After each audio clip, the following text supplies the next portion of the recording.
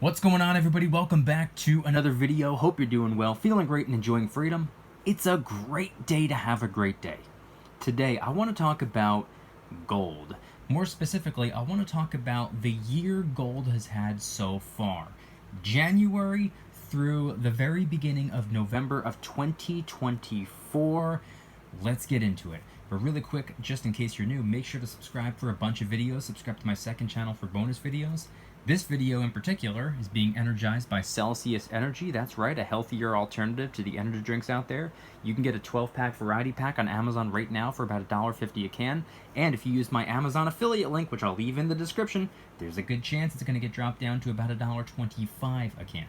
Link down below. And last but certainly not least, make sure to download Webull and fund your account. They're going to give you up to 40 free fractional shares just for doing so. If you refer one friend to the app, they're going to give you up to 100 free fractional shares for the referral.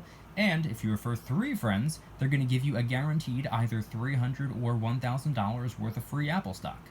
Webull link in the description. If you don't like free stocks, go and get them anyway. Take them, sell them, use the cash to buy something you'd rather have instead, like, for example, gold. Link in the description. Alright, so let's talk about the beautiful, beautiful, beautiful yellow metal. I do, of course, want to get into what type of a year gold has had so far. I mean, yeah, we're kind of closing in, getting kind of close to the end of the year, but I do want to talk about the significant rise we have seen when it comes to the beautiful yellow metal. We're going to get into that in just one second, but let's also talk about the beautiful display we have on screen right here in front of me. Wow! Check these beautiful beasts out. For example, covering the left half of the screen, we have the 1s, the 5s, and the 10s for the goldbacks. Specifically, the Utah, Nevada, and New Hampshire goldbacks.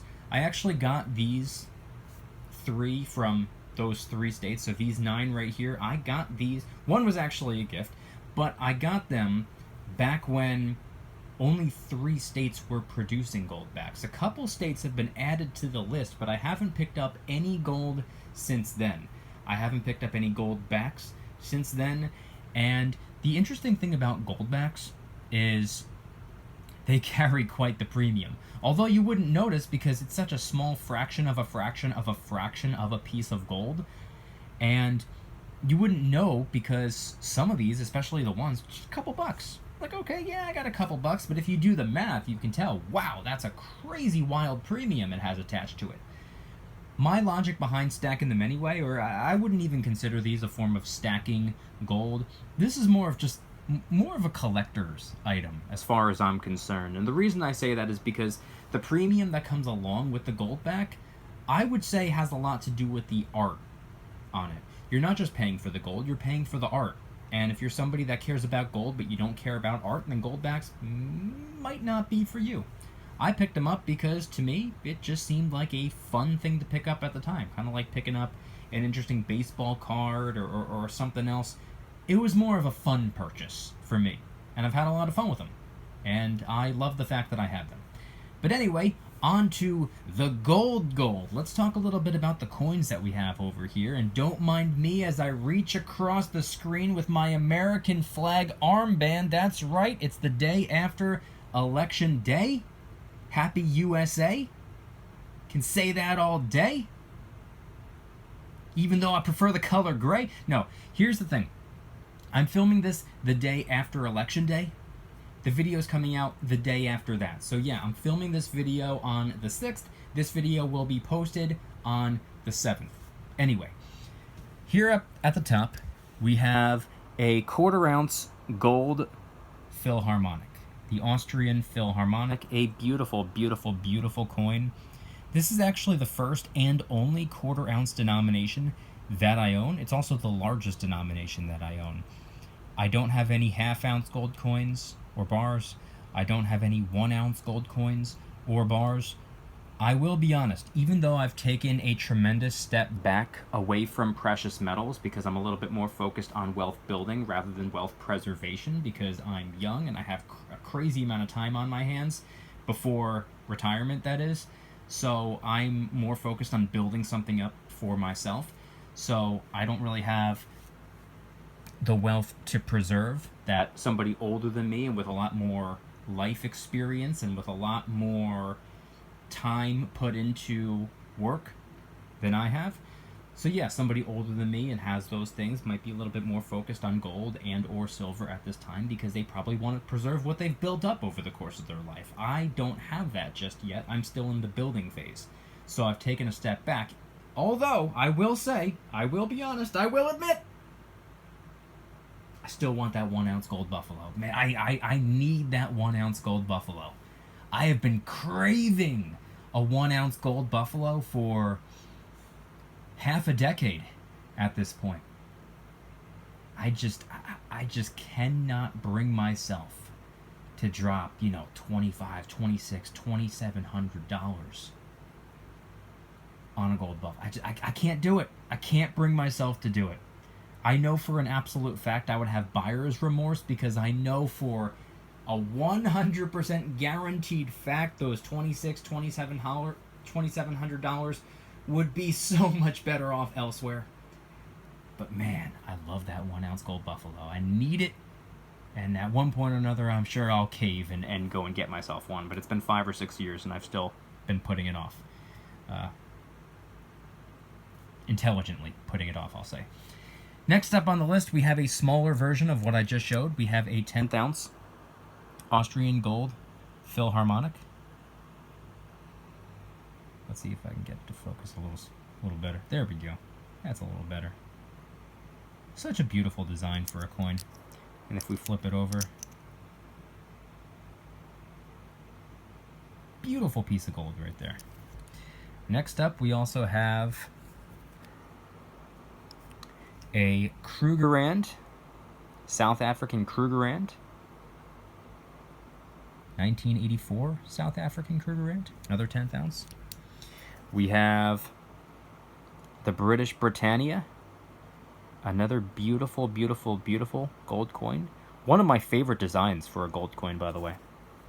We have, and by the way, everything that I've shown so far, everything besides what I have in my hand and this guy down here, everything else that you're looking at, those 4 pieces up there, those are the only ones that I have of each coin.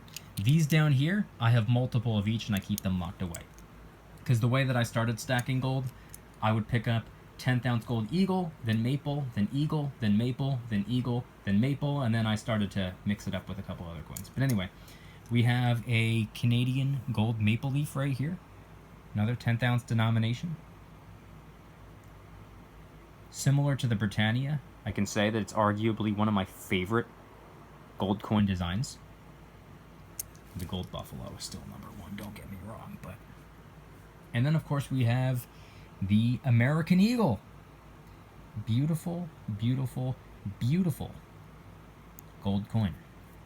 And then if we flip it over, and by the way, this is the Type 1 gold eagle, which I was never the biggest fan of the design of the Type 1 gold eagle, but hey, gold is gold, and American coins are American coins.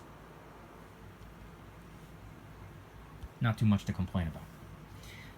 But anyway, in addition to what we have on display for the video, I also wanted to talk about what gold has been doing this year. So I have 2 things on my phone, which I'm going to be showing in this video. The current spot price of gold. As I'm recording the video, remember I'm filming it on November 6th. This video comes out on the 7th, because yesterday, or as you're watching this video yesterday, I posted a video about silver. Anyway, current spot price as I'm recording the video, a day in advance, $2,680.20. Year to date, it's up $604.10, or 29.1%. Wow. Wow, wow, wow. It has been a solid year for gold. Same could be said about silver. If you watch the video that I posted before this one, silver's up 30.36%. Gold is up 29.1%. They're both doing fantastic this year. Silver and gold are both on the rise, with the rest of November and all of December to go, but so far so good. It's looking like a rock solid year for the precious metals. So in addition to that, I also just wanted to show you a quick graph of how this year has looked so far. This shows January 1st to November 6th.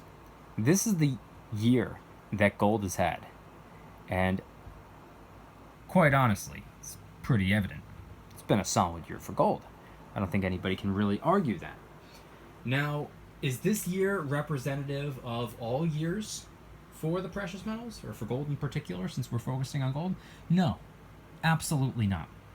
Gold has drastically lagged behind almost every other asset class, and if you put a certain amount of dollars into gold, let's just say every month or every year, but you put the same amount of dollars into the S&P 500, and you put the same amount of dollars into real estate, and you put the same amount of dollars into this and into that and into this and into that, gold and silver, we'll lump the precious metals together, precious metals are dead last. Even bonds have been outperforming silver and gold. So the way I've been viewing precious metals for the last 5, 6, 7, or maybe even at this point 8 years is that they're a slow burn. Do I believe that they outperform the dollar? Yeah, because the dollar is guaranteed to depreciate in value. Even if silver and gold go up by 0.5% in a year, that's still outperforming the dollar, because the dollar bill is seeing a negative return every single year. On average, 2 to 2.25%, maybe 2.5%. Negative every year is what the dollar bill brings to the table. What these right here, what these bring to the table, not too impressive. I do hold a little bit of cash because I am saving up for something at the moment. Other than that, I hate cash. Cash is not a long-term play for me. Cash can be utilized in the short term for a variety of different things.